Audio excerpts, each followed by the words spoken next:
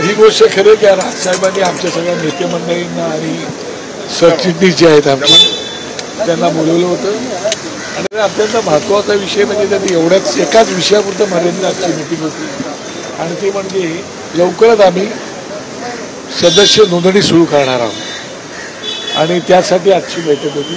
त्याच्या तारखा काही ठरलेल्या आहेत व त्याचं कन्फर्मेशन लवकरच आम्ही तुम्हाला देऊ आणि त्याच्यामुळे आजची मीटिंग ही फक्त महाराष्ट्र नवनिर्माण सेना सदस्य नोंदणी अशा प्रकारचा विषय अत्यंत महत्त्वाचा होता आणि तो महाराष्ट्रासाठी असं करायचा निर्णय झालेला होती आणि त्यासाठी आजची मीटिंग होती. बाकी काही विषय नव्हते.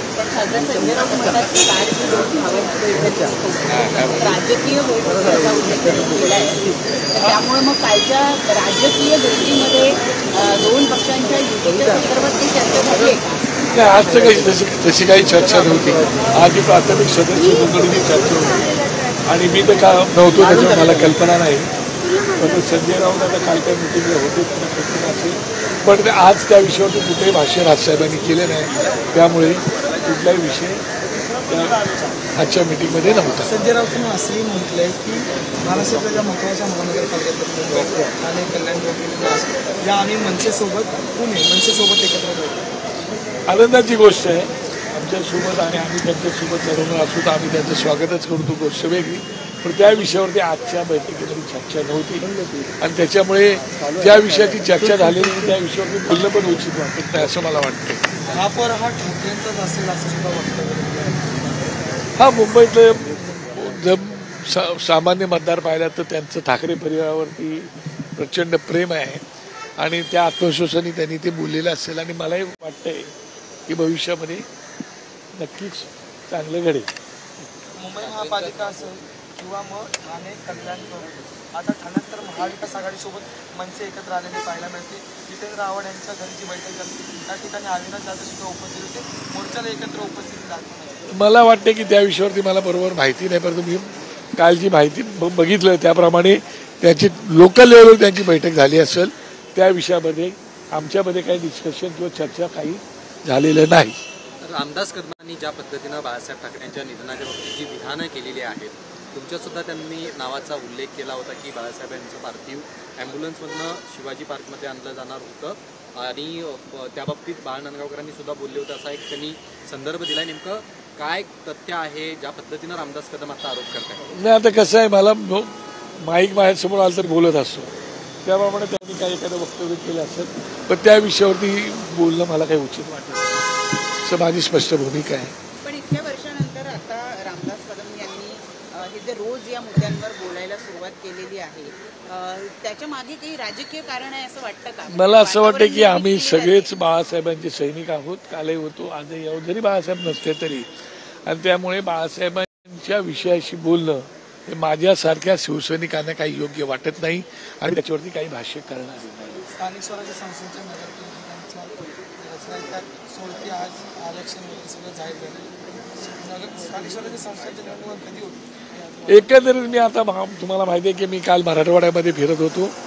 आजच्या बैठकीमुळे मी आलो अजून आमची लोक आज सोलापूरमध्ये वगैरे गेली त्याच्यामुळे तिकडे एकंदरीत जर तुम्ही परिस्थिती पाहिलीत तर अत्यंत भयावह अशी परिस्थिती त्या ठिकाणी असल्यामुळे सोडत वगैरे काढणं हा इलेक्शन कमिशनचा भाग आहे. तो इलेक्शन कमिशन करतच असेल परंतु निवडणुकीच्या संदर्भामध्ये काय करायचं काय करायचं नाही याचा निर्णय राज्य सरकार इलेक्शन कमिशन घेईलच. परंतु एकंदरीत लोकांमध्ये जो दिसतंय ते पाहिल्यानंतर मला वाटते की कितपत त्यांची भावना होईल आणि निवडणुका घेतील त्याबद्दल मी शासन मराठवाड्याच्या अनुषंगाने जी सरकारनं मदत केलेली आहे सरकारची मदत अजून पोहोचलेली नाही. मदत जी पोहोचली ती अत्यंत तुटपुंजी मदत पोहोचलेली आहे आणि त्यामुळे लोकांमध्ये प्रचंड अँगर मला दिसतोय राग दिसतोय उद्विग्नता दिसते त्यांच्याकडे कारण त्यांचं सगळंच वाहून गेलेलं आहे.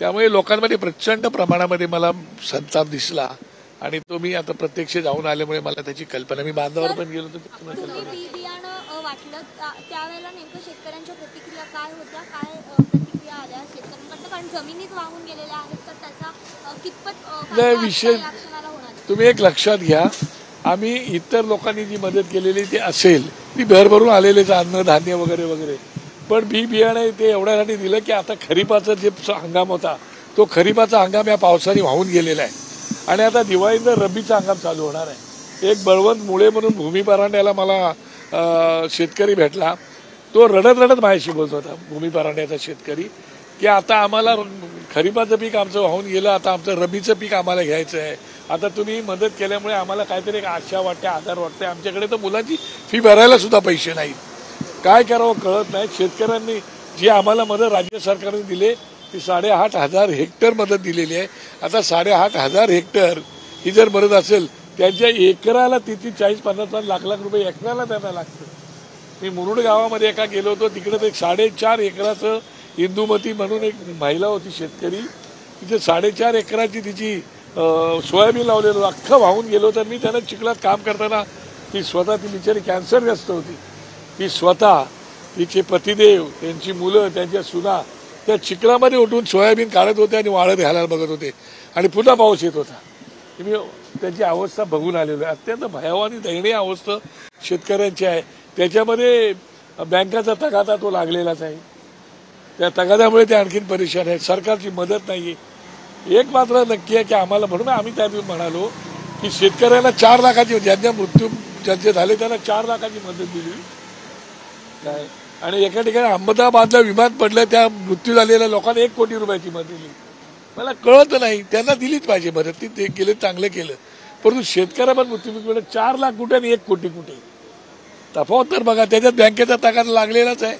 मुख्यमंत्र्यांनी आता जरी सांगितलेलं असलं की बँकेने तगादा लावू नये, तरी बँक ऐकायला तयार नाही.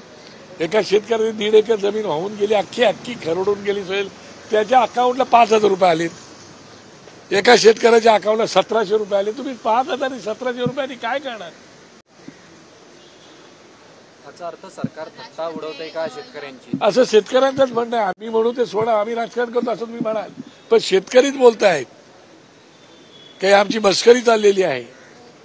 एका बाजूला तुम्ही सगळीकडे जी मदत करायची ती करते, तुम्ही बिहारला पॅकेज देताय, तुम्ही आंध्र प्रदेश चंद्रबाबू नायडूंना पॅकेज देताय, मात्र महाराष्ट्रावरती एवढी वाईट परिस्थिती आलेली, महाराष्ट्राने तुम्हाला भरभरून मतदान केलं असं तुमचं म्हणणं आहे. मग त्या महाराष्ट्रावरती अशी परिस्थिती आलेली असताना तुम्ही का त्यांना मदत करत नाही आहात? एक भरघोस पॅकेज द्यायला पाहिजेत. काल अहिल्यानगरला सन्माननीय गृहमंत्री आले होते अमित शहा, ते बोले आमचे पंचनामे होऊ द्या, त्याच्यानंतर आमच्याकडे किती मागणी करता येते. आता यांचे पंचनामे होणार कधी, येणार कधी? तो शेतकरी असाच उद्ध्वस्त झालाय, ठाय मोकळून तो रडत होता, हे बघितलेलं आम्ही, बघून आलो आता. त्यामुळे या बाबतीमध्ये हे सगळे बाजूला NDRFचे जे निकष आहेत ते सगळे बाजूला ठेवा आणि माझ्या त्या शेतकऱ्याला पहिलं तुम्ही मदतीचा हात द्या, त्याला उभं करा, भरघोस मदत द्या. 9.5 लाख कोटीचं कर्ज आहे ना, आणखी काय कर्ज करायचं करा. लाडक्या बहिणीसाठी कर्ज घेतलं तर ठीक आहे, आम्हाला काय म्हणणं नाही त्याच्याविषयी. म्हणजे शेतकऱ्यांना देताना हा आकड का निकष तुम्ही लावताय, ज्या निकषामध्ये शेतकऱ्यांना फायदाच होत नाहीये, याचा विचार करण्याची आवश्यकता आहे. याला जोडून प्रश्न आहे की यंदा आनंदाच्या शिधावर सुद्धा अंधाराचा सावट पाहायला मिळते. वित्त विभाग म्हणते की पैसे नाहीत आनंदाचा शिधा वाटत. आता मग ह्याच्यावरती सरकारने विचार करण्याची आवश्यकता आहे की आता आपल्याला कुठे काकडी लावायला पाहिजेत, कुठे काय करायला पाहिजे, या सगळ्याचा विचार करून द्यायला पाहिजेत. निवडणुका पाहूनच सगळ्या गोष्टी करायला पाहिजेत. अशातलं काय नाही, माणुसकीचा धर्म म्हणून तरी काहीतरी करायला पाहिजेत असं मला वाटते. त्याप्रमाणे त्यांनी करावं. थँक्यू. आता एवढं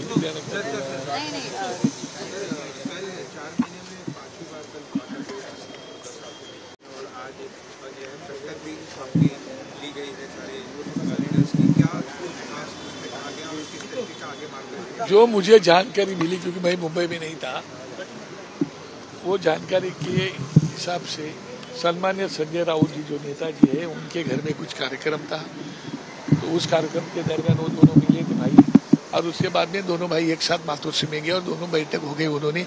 अभी वो परिवार के लोग हैं, परिवार के लोग जाते हैं, मिलते हैं, आपस में चर्चा होती है. अभी आपस में चर्चा हुई तो जाहिर है कि पॉलिटिकल बात भी हो सकती है. अभी मैं तो वहाँ उपस्थित नहीं था करके मुझे पता नहीं है, मगर दोनों भाई मिलते हैं, बड़ी खुशी की बात है, ये हमारे लिए बड़ी बात है. अभी तक दोनों भाइयों ने ऑफिशियली अनाउंस नहीं किया है कि ये अलायंस होगी या नहीं। मुंबई महापालिका हो या बाकी म्यूनिसिपल कॉर्पोरेशन हो, किस तरह से स्ट्रैटेजी आपकी पार्टी प्लान कर रही है? नहीं, मुझे ऐसा लगता है कि उसके ऊपर दोनों ही भाई निर्णय ले सकते हैं। अभी जब तक हम लोग को मालूमात नहीं मिले तब तक हमें भाष्य करना भी उचित नहीं है। पर जब दोनों भाई बार बार मिल रहे तो उसके बारे में उसका मतलब उनके दोनों के दिमाग में कुछ चलता होगा, ऐसा मुझे लगता है। आज के बैठक में जो हमारी महाराष्ट्र की सदस्यता नोंदनी है उसके लिए ही आज की बैठक बुलाई थी। हमारे सब नेता लोग भी थे और सेक्रेटरीज भी, हमारे जनरल सेक्रेटरी भी थे। उसमें सिर्फ प्राथमिकता नोंदनी दिवाली के बाद हम लोग शुरू करने वाले हैं।